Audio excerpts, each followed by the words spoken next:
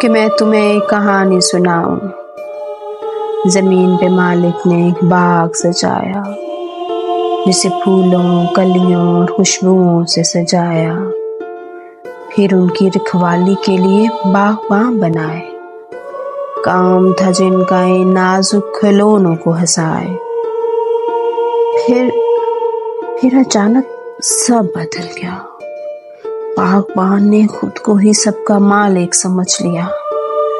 کہیں وہ بادشاہ، شہنشاہ، رئیس اور نواب ہوا تو کہیں سردار، آقا اور مال کے مخلوق ہوا۔ اور پھر نازک کلیوں اور پھولوں کو اس نے نوچ ڈالا، مسل ڈالا اور پاؤں میں رون ڈالا۔ جہاں ان کی ہنسی اور کلکاریاں تھیں، وہ فضا چیخوں، سسکیوں اور فریادوں سے گونج رہی تھی۔ مٹی خون میں لت پت ہے۔ اس پر چلنے والے خون آلود جوتوں سے زمین کی چھاتی پر دندناتے پھرتے ہیں، مگر اب تو کسی کو وہ چیخیں سنائی تک نہیں دیتی۔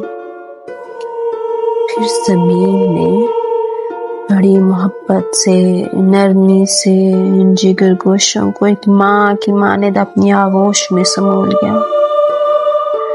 مٹی میں موجود ننھے کیڑے بڑی محبت اور حیرت سے معصوموں کی پتھرائی ہوئی آنکھوں میں ٹھہرے ہوئے آنسوؤں کو، خون آلود چہروں کو، مٹی سے اٹے ہوئے بدن کو اور پھندا لگے گلوں کو دیکھ کر بولے، ہاں، سنیں گے ہم وہ سب جو کسی نے نہ سنا۔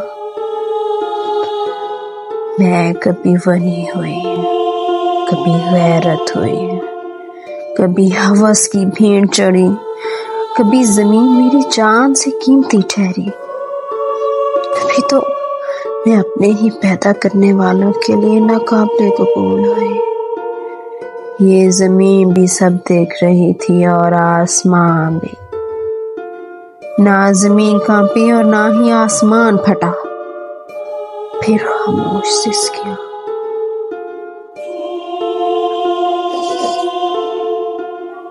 میرے کمزور بازو اور نازک انگلیاں مجھے ریزہ ریزہ کرنے والوں کو باش نہ کر سکی۔ کیڑے نے پھندا لگے گلے کی طرف دیکھا،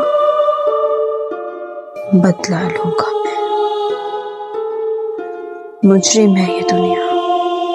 اور پھر تاریخ نے دیکھا کہ ایسا وقت آیا کہ مشرق والے اور مغرب والے دم گھونٹ دیے گئے، لیکن یہ کیا کہ نازک کلیاں تو محفوظ ہیں۔